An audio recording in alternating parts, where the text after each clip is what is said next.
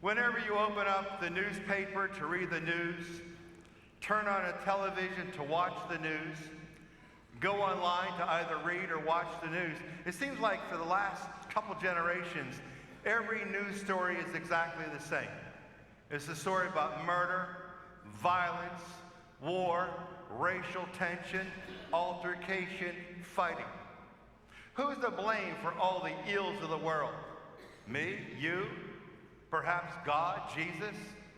Well, there are some people who believe that since God is the creator of everything, God can, in fact, stop the violence of the world if he wanted to. But if we were to place all the violence and all the hatred and murder and all the ills of the world onto the lap of God, that means what? That means I automatically exonerate myself. I don't have to examine myself. I don't have to have a period of self-introspection. I don't have to ask the question, what can I do in this world to make this a better place to live? Because it is all God's fault. Now, Jesus offers us a powerful insight in today's gospel reading, and he's going to show us who is the creator of the ills of the world.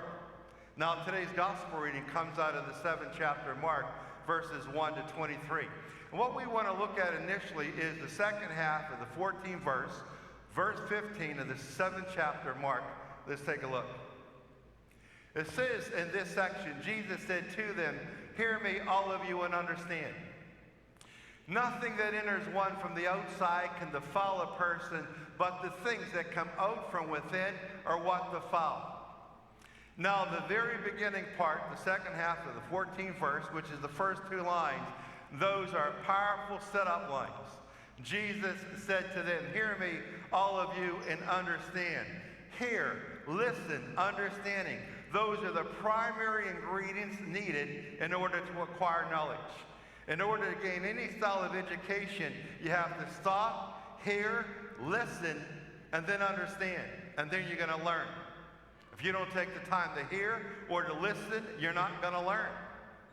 So Jesus Christ is telling these people, and he's telling all of us this morning, listen, hear, try to understand, and then he begins to deliver his message.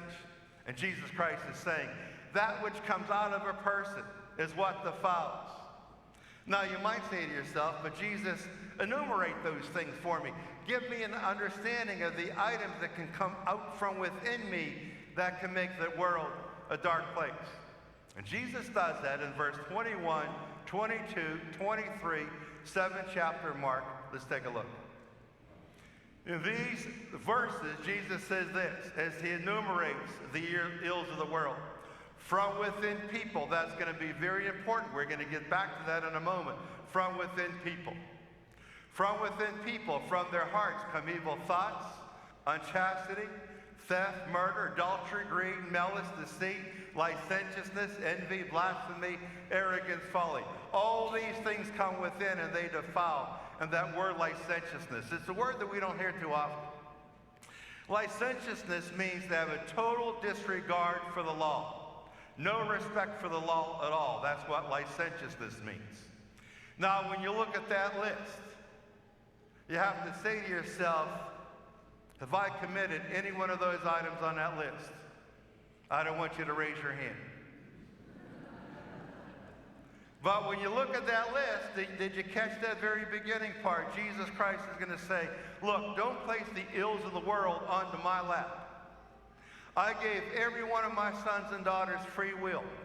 They have the ability to walk toward me, to walk away, to do right, to do wrong. And these are the things that a person can do that's wrong.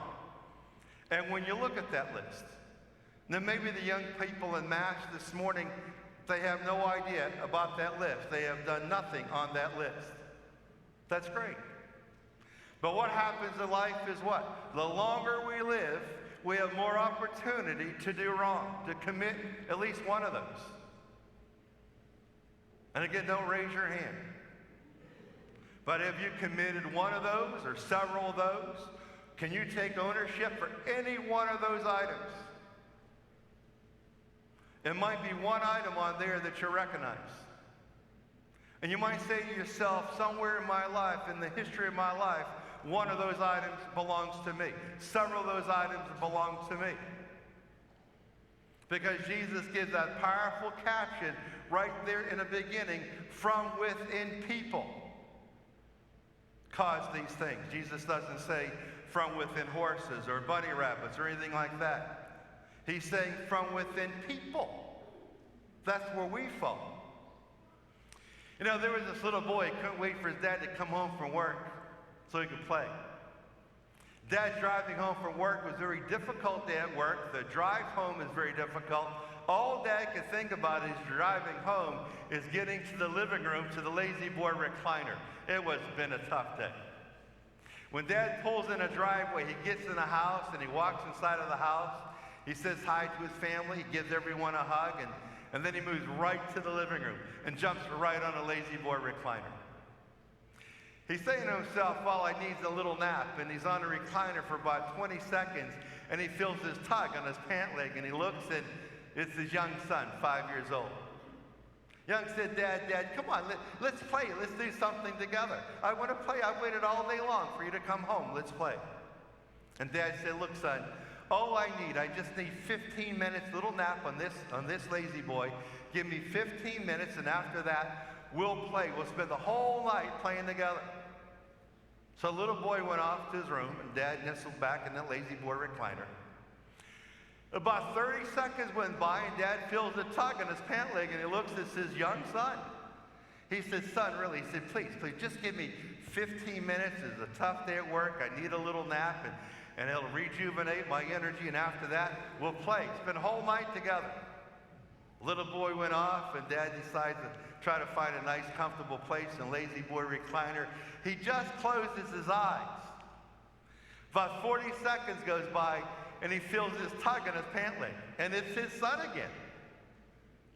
Now the dad looks, and on the side of the lazy boy recliner was a magazine rack. And the dad reaches over, and he pulls a magazine out of the rack.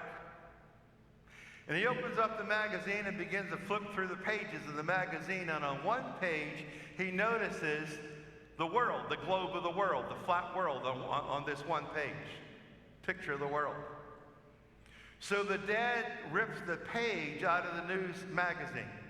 He puts the magazine back in the magazine rack. Then the dad gets that page and he rips it up in a bunch of small little pieces. And he says, son, here's what I want you to do. Take these pieces of the world to your room, to your desk where there's tape, and put the world back together. And when you get the world back together, come back and we'll play. We'll spend the whole night playing together. Well, the little boy was really excited. He opened up his hands, and Dad dropped those pieces of the world into his hands, and the little boy took off to his room, to his desk with his tape. When the little boy left, the dad thought to himself, what a great idea I had. My son, he's a smart guy, but he's only 5 years old. He's never been in the first grade. He has no understanding of geography. He's never going to get the world back together. I'm not only going to have him sleep for 15 minutes, I might spend the whole night on this lazy boy recliner. My son's never going to get the world back together. So the dad pulls back on that lever. He wiggles to a nice, comfortable spot on a lazy boy recliner. He closes his eyes, looking forward to this long, long nap. About 2 minutes goes by, and there's a tug on his pant leg. Dad. The dad says, son, is it you? And the little boy said, yes, Dad. And Dad says, son, I told you, get the world back together, then we'll play. And the little boy says, Dad, I have the world back together. Well, the dad opens up one eye, opens up the other eye, and he looks, and there it is. The little boy put the world back together, and it's perfect. The dad is stunned. And the dad said to the little boy, son, I am absolutely amazed. How did you do it? And this is what the little boy said. He said, Dad, on the other side of the picture of the world was a picture of a man. And when I got the man straightened out, it was then that the world was okay.